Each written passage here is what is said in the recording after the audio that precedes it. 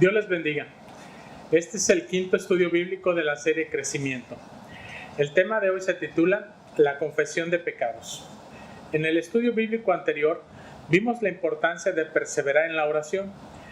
En este y en el próximo estudio bíblico veremos que parte importante de esa perseverancia es la confesión de pecados, no solo de manera privada ante Dios, sino también de manera pública ante la iglesia o ante cualquier otro cristiano en particular.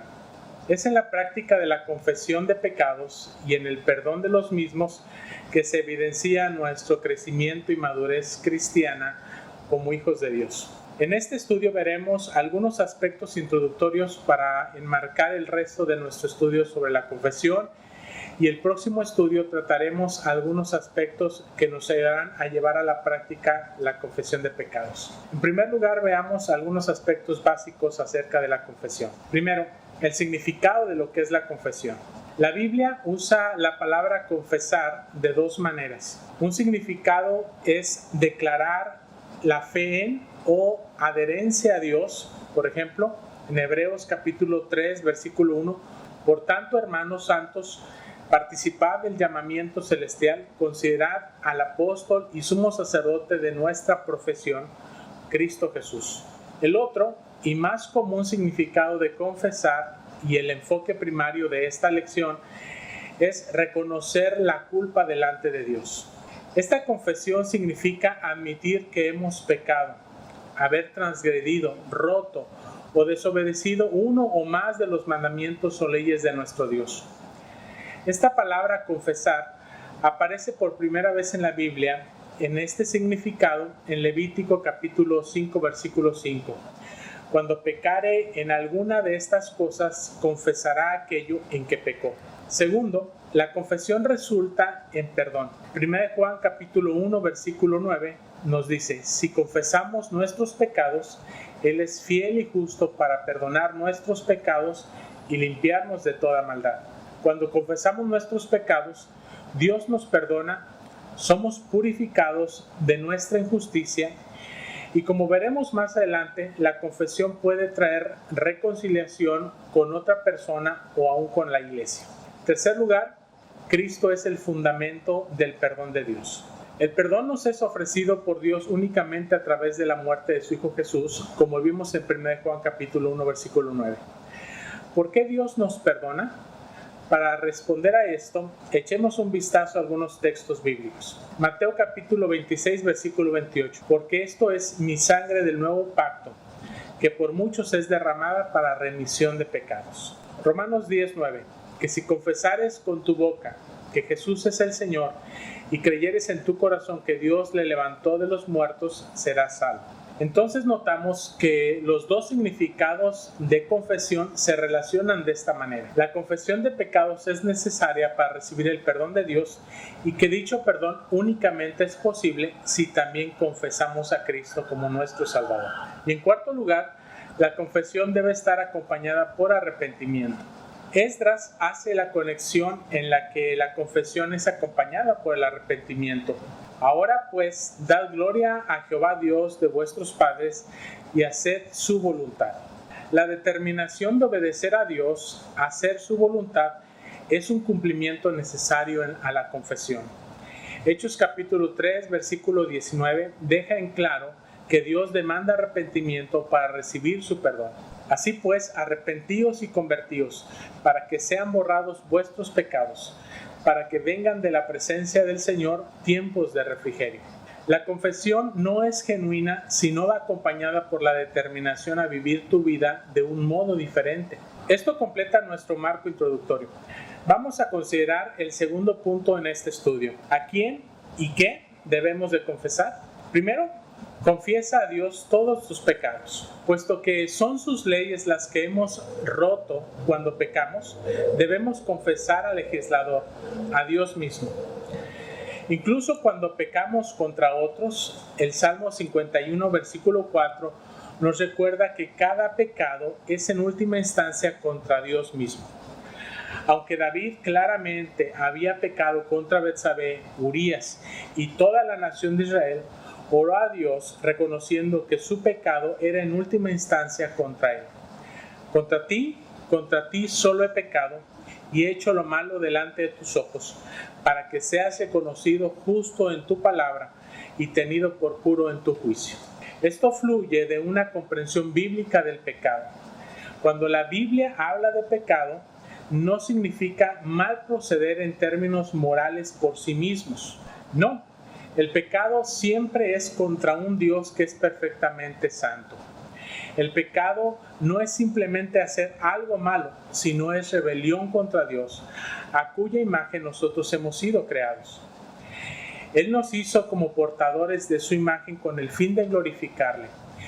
Y es por eso que Pablo describe el pecado en Romanos capítulo 3, versículo 23, como falta a la gloria de Dios. El pecado es la autoadoración, es traición y rebelión contra el Dios creador y soberano. Pero tenemos un problema para ser honestos con Dios acerca de nuestros propios pecados. Somos tan buenos en ocultar nuestros pecados a otros que a veces creemos en el pensamiento de que podemos ocultarlos de Dios. Cuando leemos en Génesis capítulo 3 el relato del encuentro que tuvo Adán y Eva con Dios después de que pecaron, sonreímos ante su ingenuidad al pensar que podrían esconderse del Señor Dios entre árboles del jardín. Asimismo, ¿acaso no son patéticos los intentos de ocultar nuestros pecados de Dios cuando nos negamos a confesarlos, escondiéndolos detrás de la imagen de fantasías que hemos creado de nosotros mismos? No solo Dios nos conoce como somos ahora, sino que un día seremos conocidos como somos. Aunque podamos tratar de cubrir nuestros pecados en esta vida, cualquier hipocresía de nosotros será expuesta. Veamos 3 textos que nos hablan acerca de esto. Romanos capítulo 14, versículo 12. De manera que cada uno de nosotros dará a Dios cuenta de sí. Hebreos 4, del 11 al 13.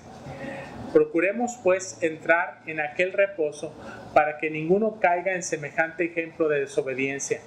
Porque la palabra de Dios es viva y eficaz y más cortante que toda espada de 2 filos y penetra hasta partir el alma y el espíritu, las coyunturas y los tuétanos y discierne los pensamientos y las intenciones del corazón. Y no hay cosa creada que no sea manifestada en su presencia. Antes bien, todas las cosas están desnudas y abiertas a los ojos de aquel a quien tenemos que dar cuenta. Y 1 Samuel capítulo 16 versículo 7.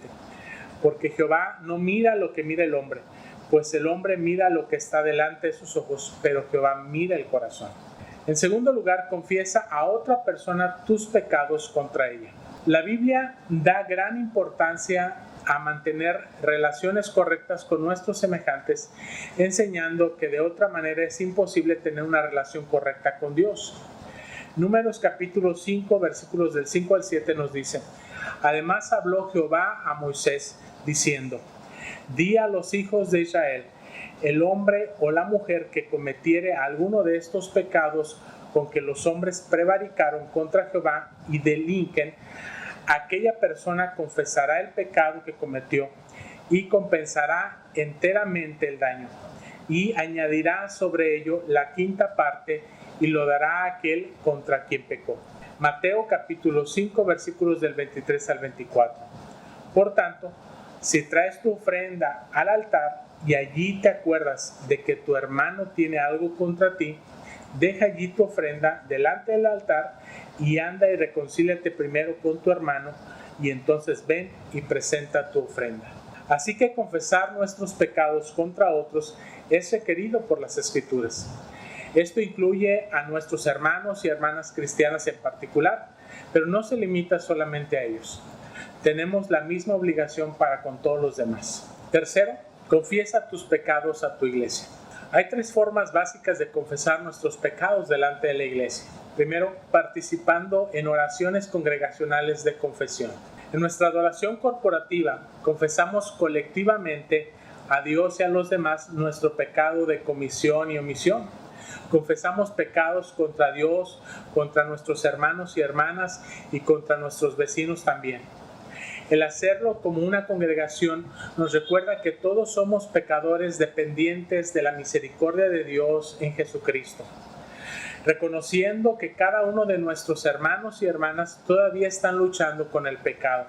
También somos alentados nosotros a seguir el mandato de Dios, que en Efesios capítulo 6, versículo 17 nos dice, para seguir orando por todos los santos. Así que debemos de orar junto con el que conduce la confesión de pecado en la congregación. Esto significa pensar en cada ofensa que Él nombra, afirmando en silencio a aquellos que reconocemos como verdaderos de nosotros, uniéndonos mentalmente con la confesión del que ora y suplica por el perdón. Esta confesión es una confesión colectiva, por lo tanto, carece de cualquier anuncio público sobre los detalles de lo que un individuo ha hecho. Esos detalles son conocidos por Dios. Otra forma es confesando delante de la iglesia en el momento del bautismo. Vemos la primera descripción de la Escritura de la confesión asociada con el bautismo en la obra de Juan el Bautista. Marcos capítulo 1 versículos del 4 al 5 nos dice: bautizaba Juan en el desierto y predicaba el bautismo de arrepentimiento para perdón de pecados.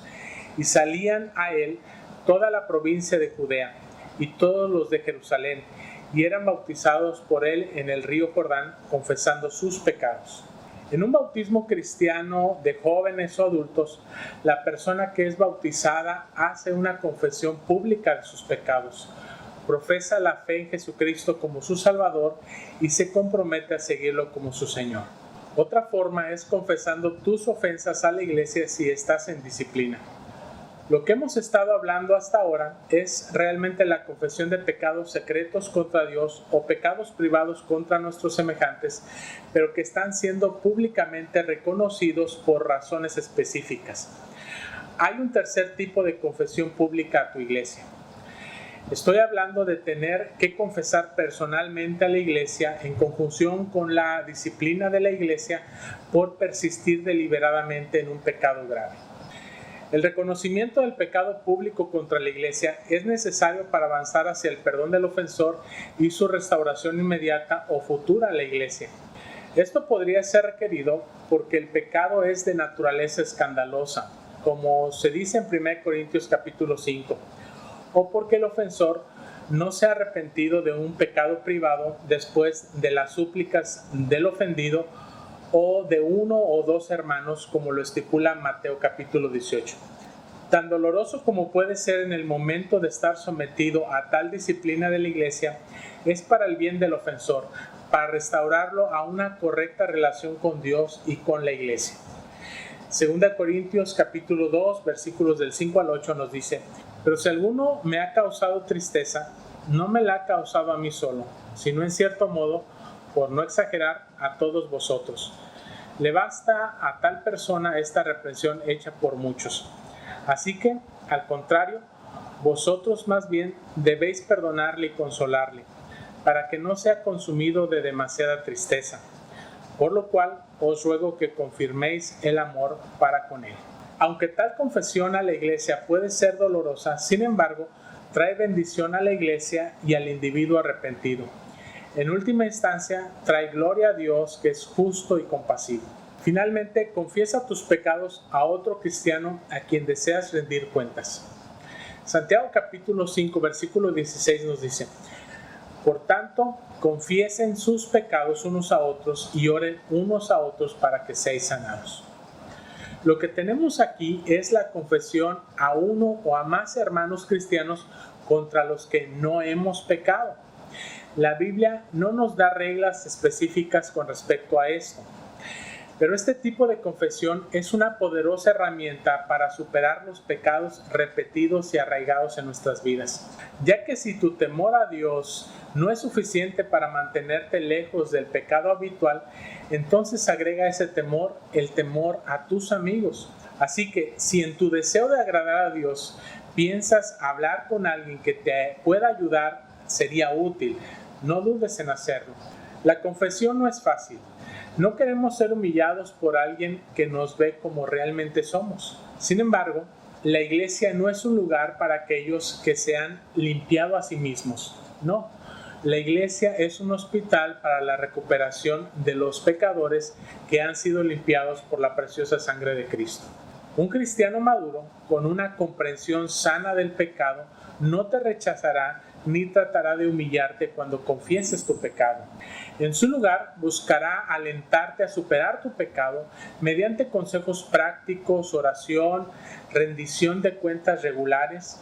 También pueden ayudarnos a ver el pecado en nuestras vidas del que no somos conscientes y viceversa. Se regocijarán también en nuestras victorias.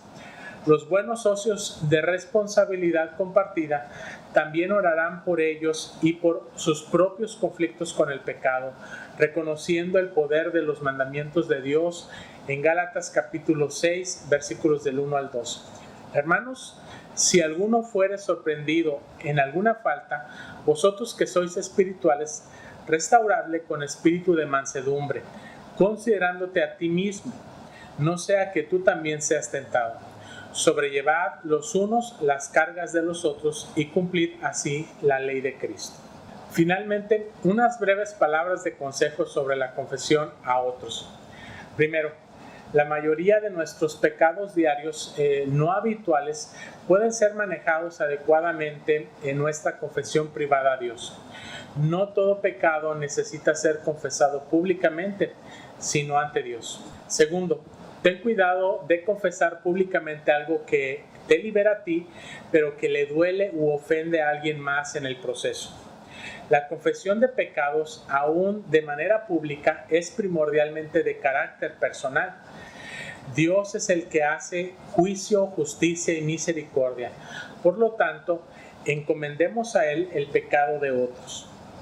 Tercero, la confesión no solo requiere madurez, sino también sabiduría. Así que sea cuidadoso al elegir un socio de confesión maduro y responsable en la fe. Hablaremos más sobre esto en nuestro próximo estudio bíblico. En conclusión, el apóstol Santiago nos dice: porque todos ofendemos muchas veces. Si alguno no ofende en palabra, este es varón perfecto, capaz también de refrenar todo su cuerpo.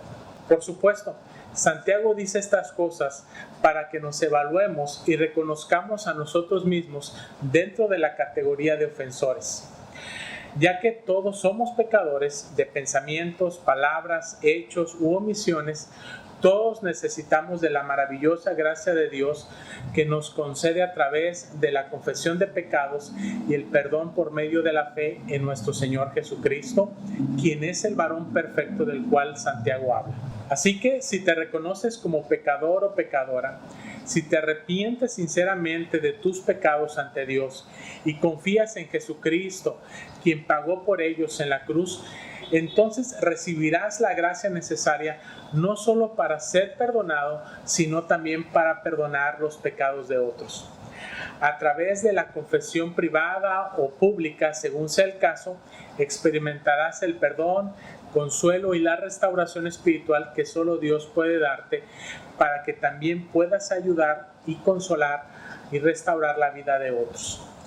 Que Dios les bendiga y les guarde. Amén.